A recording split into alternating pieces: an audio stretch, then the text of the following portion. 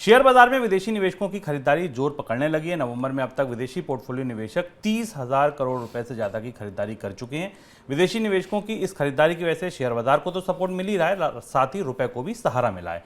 सरकार का विदेशी मुद्रा भंडार भी बढ़ा है। 11 नवंबर को खत्म हुए हफ्ते के दौरान देश के विदेशी मुद्रा भंडार में 14.72 अरब डॉलर की बढ़ोतरी हुई है और फॉरेक्स रिजर्व बढ़कर 544.72 अरब डॉलर तक पहुंच गया है। सर, फॉरेक्स रिजर्व में एकाएक तेजी देखने को मिली है, तेजी कितनी टिकाऊ है? दो वजह थी बढ़ोतरी की। एक तो आरबीआई ने, जैसा हमने अपने पिछले सप्ताह के इकोनॉमिका में चर्चा की थी, रिजर्व बैंक ने एकदम अपनी रणनीति बदली और रुपए को सहारा देने के बजाय बाजार से डॉलर, जो भी बाजार में डॉलरों की आपूर्ति थी, उसे खरीदना शुरू किया और वो बढ़ोतरी हमें रिजर्व बैंक के विदेशी मुद्रा भंडार में बढ़ोतरी के तौर पर दिखाई दी। और इसलिए हम देख रहे हैं कि रुपए की कीमत में कोई बड़ा परिवर्तन बढ़ोतरी की साइड में, मजबूती के साइड में नहीं आया। रुपया 81 से 82 के बीच में ही मूव कर रहा है, 12-15 पैसे ऊपर और नीचे।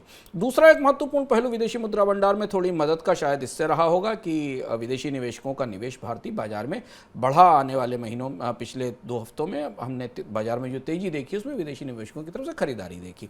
अब यहाँ सवाल सबसे बड़ा ये है कि क्या ये बढ़ोतरी जारी रहेगी विदेशी मुद्रा भंडार में या ये बनी रहेगी?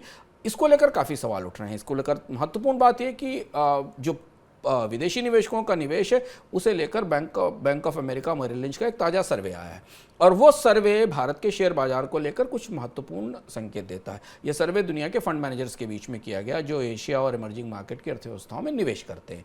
उनका मानना है कि चीन की अर्थव्यवस्था जैसे जैसे खुलने लगेगी, कोविड की जो शर्तें हैं वो ढीली होने लगेंगी और अर्थव्यवस्था में काम शुरू होगा। इमर्जिंग मार्केट के फंड्स का ट्रांसफ़र, एक बड़ा हिस्सा चीन की तरफ शिफ्ट होगा। ये सर्वे बताता है कि अगले 1 साल के जो इमर्जिंग मार्केट फंड्स का विंडो है, वो भारत में लगभग 13% भारत में निवेश में गिरावट का संकेत देता है, जबकि चीन में 12% और कोरिया में 15% की बढ़ोतरी के संकेत दे रहा है विदेशी इमर्जिंग फंड्स के निवेश का शिफ्टिंग। भारत के साथ जो दूसरी इमर्जिंग इकोनॉमी अपने यहाँ निवेश लूज करेगी वो ताइवान होगी। ताइवान में भी विदेशी निवेशक अपना निवेश बाजार से घटाएंगे। तो जो एडवांटेज भारत के पास पिछले 1 साल का था, अगर आप बोफा मर्रिल लिंच के सर्वे पर जाएं तो सर्वे मान रहा है कि भारत से करीब 12% फंड जो भारत में था या उनके निवेशकों का जो अतिरिक्त नया निवेश है, वो चीन के बाजार में और साउथ कोरिया के बाजार में बढ़ेगा। और ये एक महत्वपूर्ण बात है कि क्या ये विदेशी निवेश की रफ्तार आने वाले समय में बाजार में कायम रह पाएगी, और अगर ये अगले 1 साल में रणनीति बदलती है तो फिर विदेशी मुद्रा भंडार पर हमें उसका दबाव दिखाई देगा।